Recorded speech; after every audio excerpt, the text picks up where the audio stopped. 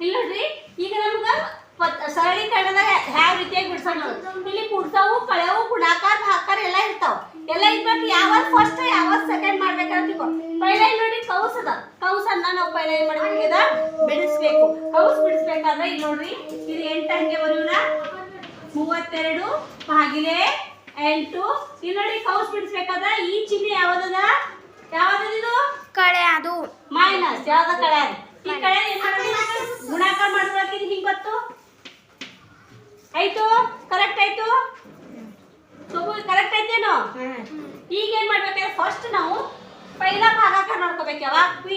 ಲೆಕ್ಕ ಬಿಡ್ಸಕ್ರ ಇಂಥ ಲೆಕ್ಕ ಬಿಡ್ಸಕ್ರ ಫಸ್ಟ್ ಭಾಗಾಕಾರ ಎಲ್ಲದ ಅದು ಮಾಡ್ಕೊಳ್ಳೋದು ಈಗ ನೋಡಿ ಹಂಗೆ ಇಡ್ತೀನಿ 8 ಈಗ ಭಾಗಾಕಾರ ಮಾಡ್ರಿ 8 ಬಗ್ಗೆ 37 ಅದೇನು ಸೋಮು 8 ಬಗ್ಗೆ 37 ಎಷ್ಟಿರ್ಲಿ 8 4 32 ಅಂದ್ರೆ ಇದು ಉತ್ತರ ಎಷ್ಟು ಬಂತು ಈಗ ಗುಣಾಕಾರ ಮಾಡ್ಬೇಕಾಗಿದೆ ನಮಗೆ ಈಗ ಏನ್ ಮಾಡ್ಬೇಕು ಎರಡನೇದು ಏನ್ ಮಾಡ್ಬೇಕು ಗುಣಾಕಾರ ನೋಡಿ 4 3 20 4 3 12 ಸೋಮು 4 3 ಎಷ್ಟು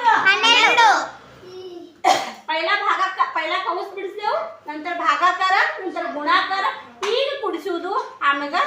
ಕಳೆಯುವುದು ಈಗ ಕುಡಿಸ್ರಿ 7 ಇಲ್ಲ ಕುಡಿಸೋದು ಎಷ್ಟು ಬರ್ತು 12 ಈಗ ಕಳೀರಿ 0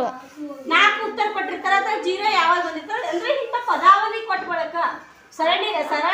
ಸರಳೀಕರಣದಿಂದ ಬಿಡಿಸುವಂತ ಇಂಥ ಕೊಟ್ಕೊಳಕ ಫಸ್ಟಿಗೆ ಏನ್ ಮಾಡ್ಬೇಕು ಕೌಸ್ ಬಿಡಿಸ್ಕೋಬೇಕು ಎಲ್ಲ ಫಸ್ಟ್ ಭಾಗಾಕಾರ ಇಲ್ಲದ ನೋಡ್ಬೇಕು ಅಷ್ಟೇ ಮಾಡಬೇಕು ಆಮೇಲೆ ಗುಣಾಕಾರ ಆಮೇಲೆ ಕೂಡಿಸುವುದು ಆಮೇಲೆ ಕಳೆಯುವುದು ಇದನ್ನ ಈ ರೀತಿಯಾಗಿ ಮಾಡ್ಬೇಕು